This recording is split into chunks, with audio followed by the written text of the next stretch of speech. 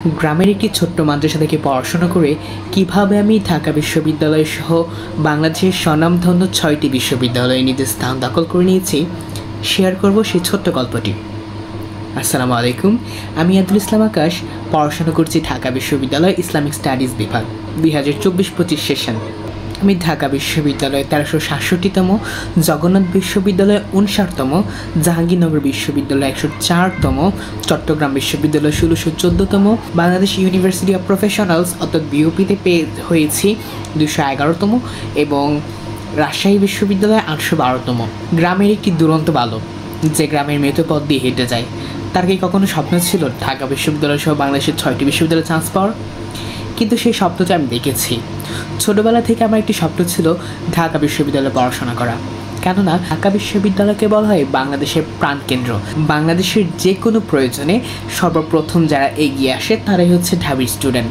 তো ছোটোবেলা থেকে একটা স্বপ্ন ছিল যে আমিও ঢাকা বিশ্ববিদ্যালয়ে পড়াশোনা করব। আমি প্রস্তুতি শুরু করেছিলাম 10ম শ্রেণী থেকে। তখন করোনার প্যান্ডামিক ছিল, তো তখন থেকে আমি সাধারণ জ্ঞান বই একটু একটু করে পড়াশোনা শুরু করি।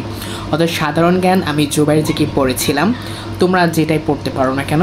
তো জুবাইর জিকে সাধারণ জ্ঞান বইটা আমি 9ম শ্রেণীর শেষ দিকে অর্থাৎ ডিসেম্বরের শেষে কিনেছিলাম, যেটা আমি 10ম শ্রেণীতে এবং ইন্টারমিডিয়েট 2 বছরের লাইফ আমি পুরোপুরি জুবাইর জিকে পড়েছি। পাশাপাশি পড়েছি বিসিএসের প্রিলিমিনারি অর্থাৎ বিসিএস যে প্রফেসরসের প্রিলিমিনারি গাইডটা আছে ওইটা পড়েছি। এবং আমি ইন্টারমিডিয়েটে ওঠার পরে বাংলা টেক্সট বইটা খুব ভালোভাবে পড়েছি। বাংলা টেক্সট বই, বাংলা গ্রামার পার্টের জন্য পড়েছি 9ম-10ম শ্রেণীর বইটা। এবং ইংরেজির প্রতি বরাবরই দুর্বল ছিলাম। তো ইংরেজি সবার কাছে একটা ভীতিকর ব্যাপার, সবাই এটা নিয়ে একটু ভয়ের মধ্যে থাকে। আমিও বরাবর তেমনই ছিলাম, ইংরেজিতে খুব একটা ভালো ছিলাম না। তো অ্যাডমিশন টাইমে পুরো টেক্সট বইটা খুব ভালোভাবে পড়েছি, প্রতিটা গল্প, প্রতিটা কবিতার লাইন টু লাইন ভালোভাবে পড়েছি, ওয়ার্ড মিনিংগুলো। এবং বেশিরভাগ সময়ে যেটা সবচেয়ে বেশি কাজে দিয়েছে সেটা হচ্ছে ইংরেজি এক্সারসাইজ পার্ট আছে প্রতিটা ইউনিটের শেষে, যেগুলো থেকে ঢাকা বিশ্ববিদ্যালয় অনেক প্রশ্ন কমন করে বা বিভিন্ন বিশ্ববিদ্যালয়, তো সেটা অনেক গুরুত্বপূর্ণ। তো পাশাপাশি হচ্ছে এইভাবে আমার অ্যাডমিশন জার্নিটা শুরু করেছিলাম। তো আমি প্রথম শহরে আসি পড়াশোনার জন্য আমার অ্যাডমিশন টাইমে। প্রথম শহরে এসে শহরের টপ কলেজের স্টুডেন্টদের সাথে একটি গ্রামে একটি ছেলে কীভাবে কম্পিটিশন করবে সেটা একটা ব্যাপার থাকে। তো আমি প্রথমে খুবই নার্ভাস ছিলাম, খুবই ডিপ্রেসড ছিলাম কীভাবে তাদের সাথে কাটিয়ে উঠতে পারা যায়, কারণ তারা তো অনেক অ্যাডভান্স ছিল আমার তুলনায়। সেই মুহূর্তটা আমার কাছে একটা যুদ্ধের মতো ছিল। আমার আব্বু আম্মুর দোয়া, আমার আব্বু আম্মুর সাপোর্ট, আমার বড় ভাইদের দোয়া, কোচিংয়ে বড় ভাইদের দোয়া। তোমরা যারা ঢাকা বিশ্ববিদ্যালয় সহ বাংলাদেশের বিভিন্ন পাবলিক বিশ্ববিদ্যালয়ের স্বপ্ন দেখো, তাদের উচিত ছোটোবেলা থেকেই স্বপ্ন দেখা।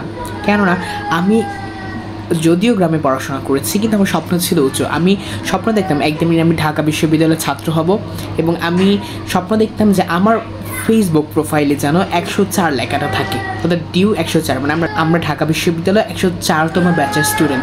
সো সেই স্বপ্নটা আমি দেখতাম এবং আল্লাহর কাছে প্রার্থনা করতাম যে হে আল্লাহ, এই স্বপ্নটা আমাকে পূরণ করো, যেন ঢাকা বিশ্ববিদ্যালয়ে আমি নিজে একটা সিট দখল করতে পারি, যেন আমি বলতে পারি যে আমি একজন ঢাবিয়ান।